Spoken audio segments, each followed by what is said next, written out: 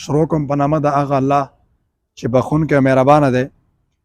تقریبا 2 اونۍ وړاندې زموږ ګران وطندار، ګران دوست، برجسته ځوان، د هیواد یو قدرمن کادر شفیق ستانکزي له هیواده د تلو اراده کړې وه چې تقریبا 1 اونۍ د مړي ژوندي معلومات نه کېده. بیا په د 13 اونۍ کې د مرګ اوازه خپره شوه او مړینې هم په ترکیې هیواد کې رامنځته شوې وه چې په ټولنیزو رسنیو کې ډېر هیوادوال د ده په مرګ باندې خواشیني شول او دغه درد یې خپل درد وګاڼه.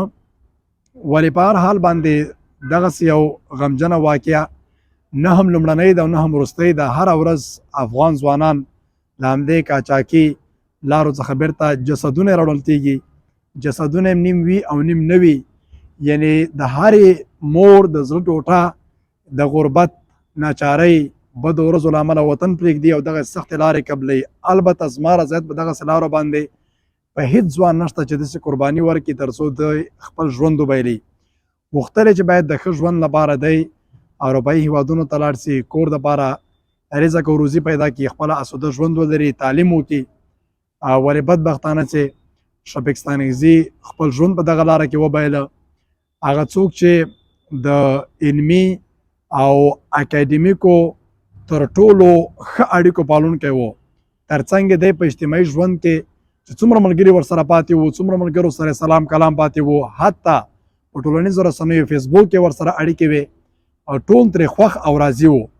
د ځوانۍ که توصیف کوو هغه زموږ په منځ کې نشته، مګر هغه څه چې د ده په وجود کې د اخلاقو او د ده له رویې نه معلومېده هېڅ کمی نه ښکارېده. الله پاک دې شفیق ستانکزي وبخي. کورنۍ ته، دوستانو ته، خواخوږو ته صبر جمیل غواړو. له همدغه ځایه ورته د تسلیت مراتب وړاندې کوو. نن جنازه او جسد هیواد ته انتقال شول او بالاخره د یو پنډ دی د زیاتو ارمانونو سره له دې فاني نړۍ څخه وکوچېده. روح ښاد او الله پاک دې اقرباو ته، د دوی ورثو ته، د کورنۍ غړو ته، دوستانو ته صبر جمیل ورکړي. که څه هم هغه زموږ منځ ته بیرته نه راګرځي، زموږ دا وړه خواخوږي، زموږ دا د تسلیت پیغام ممکن د هغه لپاره هیڅ ونه کړي، خو دعا به کوو چې الله پاک دې ورسره حساب او کتاب اسانه کړي. هغه رښتینې دنیا، هغه تلپاتې دنیا دې الله پاک ورته ګلې ګلزار کړي. خدای دې جنت الفردوس ورته نصیب کړي. یعنې موږ په دغسې حالاتو کې چې د یو ملګري لپاره یوازې یو پیغام ورکولی سو، یوازې یو تور پټۍ تاوولی سو، همدومره کولی سو. نور د یو بل د لاسنیوي، د یو بل سره د همکارۍ څخه غورځېدلي خلک یو.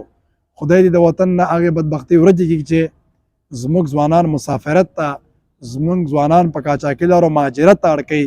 خدای دې په وطن کې د هر چا ثواب وکړي تر څو پورې د خپلو اولادونو سره، د خپلې کورنۍ غړو سره، د خپلو خوږو ملګرو سره یو ځای پاتې شي. شفیق ستانکزي به ډېر نصیحت ملګرو ته کاوه چې له تګ نه ډډه وکئ او تاسو باید له ژوند سره مبارزه وکئ. البته په دې مبارزه کې ده پخپله خپل سر سلامت نشو کړی، خپل ژوند یې وبایله. بله لار به ورپاتې نه وه چې دغه سختې او ناسمې قاچاقي لارې ته یې مخه وکړه. نه ایران دومره ښه هېواد دی چې تا سره ظلم او زیاتی ونه کړي، نه ترکیه، نه پاکستان، نه بل نه بل. په نوم مسلمانان دي، نور په دوی کې نه عقیده شته، نه پکې مذهبي لاره شته، نه پکې عدالت شته.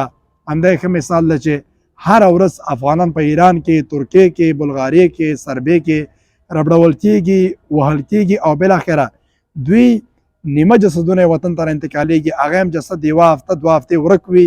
که څوک پکې معرفي لري او که څوک پکې پېژندګلوي لري نو کولی شي جسد دې بېرته وطن ته راسي، کنې هغه هم نه راځي. نن به د شفیق د مور په زړه باندې څه تېرېږي، د کورنۍ په غړو باندې څه تېرېږي، زموږ په شمول ملګرو باندې به څه تېرېږي. خو بدبختانه باید ووایم چې یوازې ټول دعا ورته کولی سو. دی د دعاو محتاج دی، نور هېڅ هم نسو کولی. الله پاک دې هغه دنیا ورته ښکلې او ښایسته کړي او باقي دې په وطن الله پاک رحم وکړي چې دغه شته ځوانان په وطن کې کاري فرصتونه ولري او دوی خپله سالمه بوختیا ولري، خپله دوی هغه ارادې ته، فکر ته، تعلیم ته احترام وسي تر څو پورې په دغسې قاچاقي لارو باندې افغان ځوانان نور هېوادونو ته لاړ نه سي او بالاخره په خپل هېواد کې دوی په ځان بسیا اوسېږي. شفیق دې الله پاک وبخي. تاسو ته یې، کورنۍ ته یې، ټولو اقرباو ته یې د الله پاک نه صبر جمیل غواړم.